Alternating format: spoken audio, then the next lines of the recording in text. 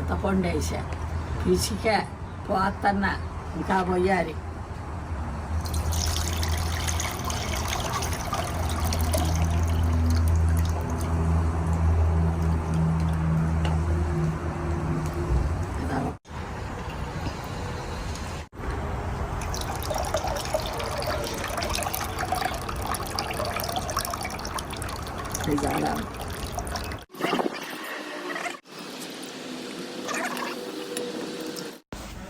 మనం పాతకాలంలో ఈ ఎండుమిరపకాయల్ని బొగ్గుల మీద కాల్చేవాళ్ళు అనమాట. పాత రోజుల్లో కాల్చిన వీటిని నలిపేసి ఆ పచ్చి పులుసులో వేస్తే మంచి రుచినిస్తుందండి.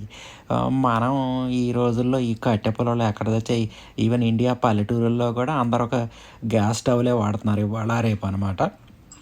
అప్పుడప్పుడు మనం ఇలాంటి సాంప్రదాయమైన వంటకాలు చేసుకున్నప్పుడు ఇలా బొగ్గుల మీద చేసుకుంటే మంచి శ్రేయస్కరం, దాంతోపాటు మంచి టేస్ట్ని ఇస్తుంది, మనకి ఆరోగ్యానికి కూడా మంచిదన్నమాట.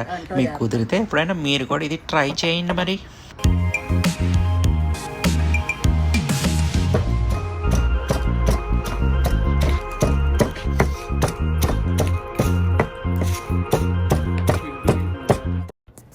ఈ దంచిన ఎండుమిర్చి, జీలకర్ర పౌడరు, ఆనియన్స్, చిల్లీస్, సిలాంట్రో, ఉప్పు ఇవన్నీ వేసేసుకుంటే ఇంకా ఆల్మోస్ట్ ఈ పచ్చి పులుసు రెడీ అయిపోయినట్టే అనమాట.